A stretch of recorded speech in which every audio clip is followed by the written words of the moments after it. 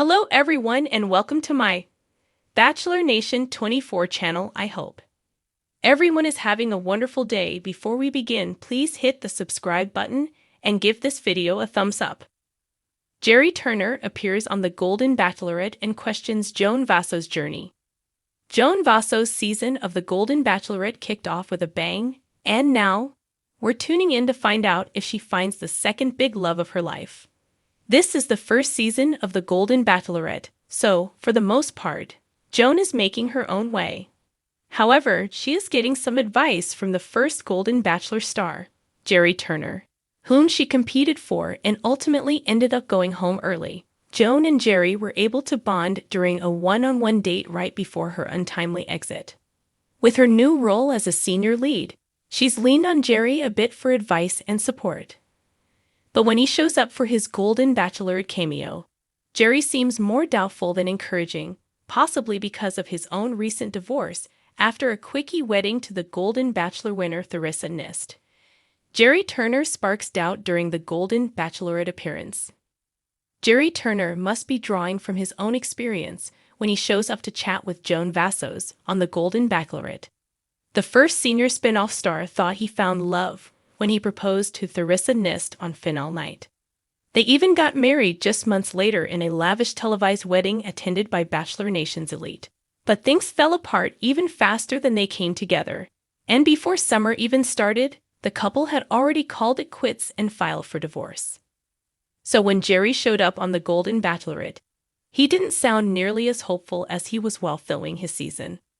He questioned Joan, "Have you considered the possibility that your guy is not here?"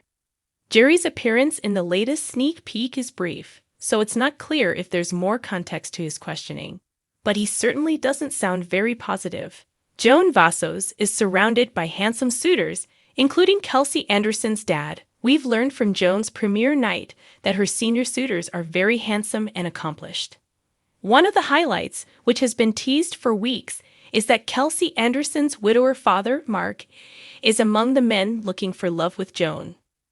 But he's not the only one that the Golden Bachelorette viewers fell in love with last night. They're also enamored with Jack after he cooked for Joan. Many think he should have his own cooking show after that move. They also have a soft spot for Charles, who so sweetly enjoyed tea and dessert with Joan.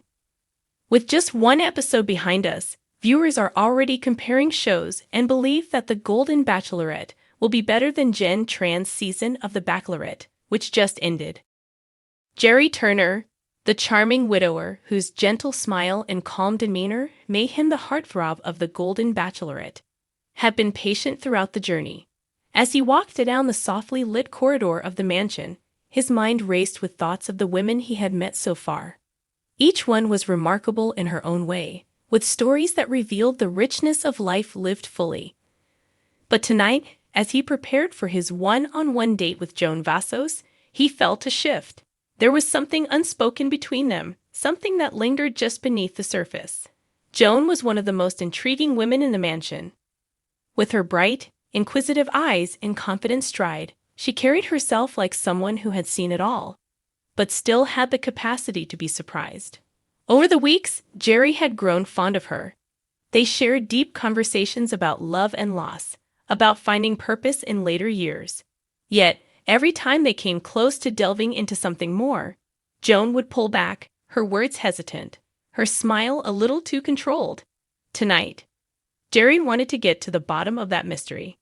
As he stepped onto the balcony where their date was set, the warm breeze brushing against his face, he found Joan already there, gazing out at the horizon. The setting sun painted the sky in hues of pink and gold, a fitting backdrop for what he sensed would be a pivotal moment. "Hey, Joan," Jerry greeted her softly, his voice low, filled with warmth. She turned, her face breaking into a smile that didn't quite reach her eyes. "Jerry, this place is beautiful, isn't it?" "It is," he agreed, moving closer, his hands sliding into his pockets. "But I think you've been somewhere else, Joan. Your mind seems miles away." Joan let out a soft sigh, her shoulders sagging just a little. "I've had a lot on my mind, Jerry.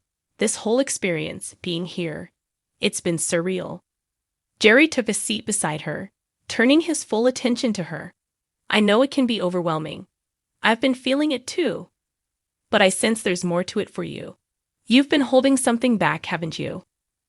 For a moment, Joan didn't answer. She simply stared at the waves crashing against the shore in the distance, as if the rhythm of the ocean could soothe whatever storm was brewing inside her. Then, after what felt like an eternity, she nodded. I have, she admitted. Jerry, this has been such an incredible journey. But there's something I haven't shared with you, and it's been weighing on me. Jerry's heart skipped a beat. He had grown so fond of Joan. The idea that she had something to reveal, something that could potentially change the dynamic between them, filled him with a strange mix of anticipation and dread. What is it? He asked gently, reaching for her hand. Joan looked down at their intertwined fingers, her brow furrowing slightly, as if she were gathering the courage to speak. I came on this show because I was looking for something. For love, yes, but also for closure, she began. My life has been complicated, Jerry. I've had my share of heartbreak, like we all have. But when I signed up for this, I wasn't entirely sure I was ready to open myself up to love again. Jerry frowned, his grip on her hand tightening slightly. Why not? You deserve love, Joan. We all do. Joan shook her head, her gaze distant. I thought I could do this, that I could just jump in and be open to whatever came my way. But the truth is, I'm still healing. There's a part of me that's not fully present here because I'm still stuck in my past. Jerry felt the lump form in his throat. He had been so drawn to Joan's strength, to the way she carried herself with grace despite whatever pain she had endured. But now he realized that the walls she had built around herself were much taller than he had imagined. Joan, he said softly, I know how hard it is to move on from the past.